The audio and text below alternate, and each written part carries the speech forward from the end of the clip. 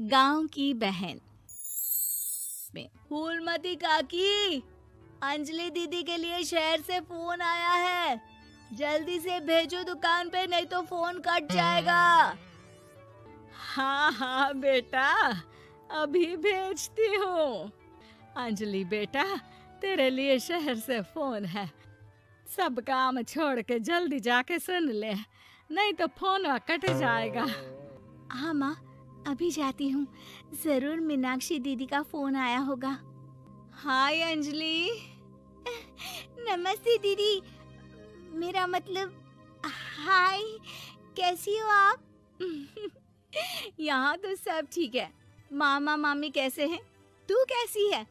मेरे तो एग्जाम्स होने वाले हैं, हर रोज कॉलेज जाना पड़ता है, lectures, extra classes, private coaching. ओ मैं तो इतना थक जाती हूँ, क्या बताऊँ। आपकी कॉलेज वाली बहन जी आपको इतना पढ़ाती है, तो घर कब जाती हैं आप दीदी? अरे नहीं नहीं, ये सब सिर्फ मेरी प्रोफेसर नहीं पढ़ाती, मैं अलग से दूसरे टीचर्स के पास भी पढ़ने जाती हूँ। दीदी, फिर तो आप बहुत थक जाती होगी ना। आप ना पैदल मत जाया करो, टांगा ले लिया करो दीदी। नहीं मेरी भोली बहन, ना मैं पैदल जाती हूँ, ना ही यहाँ टांगा मिलता है। मैं बस से जाती हूँ और थोड़ी दूरी के लिए रिक्शा ले लेती हूँ। सच्ची? वहाँ पर टांगे नहीं, बस चलती है? वाह, वो भी हर रोज? हमारे गांव में भी बस आती है, दिन में 2 बार। यही तो खास बात है शहर की, यहाँ बसें पूरा दिन दौड़ती हैं सड़कों पर। और सिर्फ बसें ही नहीं, कार, स्कूटर और ट्रक भी। और तो और थोड़ी दूरी पर तो हवाई जहाज भी है, जहाँ से हवाई जहाज आसमान में उड़ते हैं। अच्छा दीदी, मैं फोन रखती हूँ।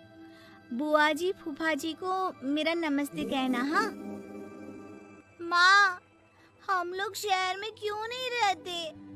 बुआ जी, फूफा जी और मीनाक्षी दीदी तो शहर में ही रहते हैं।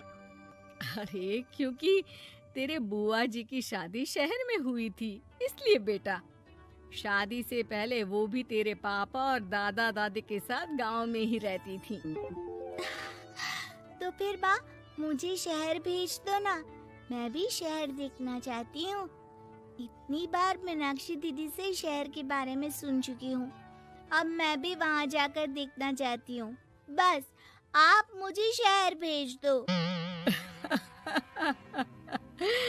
ठीक है, इस बार गर्मियों की छुट्टियों में कुछ दिन रह आना शहर, अपनी बुआ के घर। अब तो खुश ना? हाँ माँ, बहुत खुश। आप देखना, मैं शहर जाके कितने मजे करती हूँ। अंजलि अगले दिन स्कूल जाती है और वहाँ अपने सारे दोस्तों को अपने शहर जाने की बात बताकर चिढ़ाती है। अरे श्रद्धा, शीतल, सरोज, तुम लोग इन गर्मियों की छुट्टियों में कहाँ जा रही हो? एकादशी वाले गांव के मेले में। हम तो दूसरे गांव में नानी के घर जाएंगे, उनका घर नहर के किनारे है, बड़ा मजा आएगा। हम इस बार कहीं नहीं जा रहे, बल्कि हमारे घर में रहने के लिए मेहमान आएंगे। और तू? अरे मेरा क्या है, मैं तो बस पास वाले शहर जा रही हूँ, अपनी बुआ जी के घर, वहीं रहूंगी कुछ दिन। तुम लोग चिंता मत करना, मैं चिट्ठी लिखूंगी तुम सबको वहाँ से। पापा, मुझे तो चक्कर आ रहे हैं, जी घबरा रहा है। बेटा, शहर आने की जिद भी तो तूने ही की थी, अब पहली बार बस में चढ़ी है तो यही होना था, भुगतो अब। अरे मामा जी, अंजलि, आप लोग आने से पहले बता तो देते, मैं लेने आ जाती बस स्टैंड तक। आओ आओ भैया, आओ बेटी अंजलि। माँ बुआ जी कैसे हैं वहाँ? और भाभी कैसी हैं? सब ठीक है, बस अंजलि जिद कर रही थी कुछ दिन आप लोगों के साथ रहने की, सो छोड़ने आ गया। दीदी, आप मुझे शहर घुमाने ले जाओ ना, मुझे भी शहर देखना है। हाँ हाँ, चल तैयार हो जा जल्दी से। अंजलि तैयार होने जाती है और कुछ देर बाद जब बाहर आती है तो अरे, ये क्या कर दिया तूने? मार्केट तक ही तो जाना है। इतनी डार्क रेड लिपस्टिक, इतने बड़े बड़े झुमके और चूड़ियां और चेहरे पर इतना सारा पाउडर। मेरी बहन, ऐसे नहीं चलेगा। जा और ये सब हटा के आ। अरे कैसे, क्यों? मैंने शहर आने के लिए इतनी मेहनत से ये सब इकट्ठा किया था। और वैसे भी मैंने देखा है मोहल्ले की राधा काकी के टीवी पर एक फिल्म चल रही थी, उसमें हीरोइन ना ऐसे ही तैयार होकर जाती है घूमने। सब पता है मुझे, मैं तो ऐसे ही जाऊंगी दीदी। अंजलि शहर की चकाचौंध को देखकर बहुत हैरान और खुश होती है। ऊंची ऊंची इमारतें, सड़क पर दौड़ती गाड़ियां, बड़ी बड़ी दुकानें, उसकी एक्साइटमेंट का ठिकाना नहीं था। दीदी, ये छोटा सा कमरा सड़क के किनारे क्यों रखा है? इसमें कौन रहता होगा? ये कमरा नहीं, पीसीओ है, पीसीओ। यहाँ पर लोग फोन करने आते हैं सिक्का डालकर।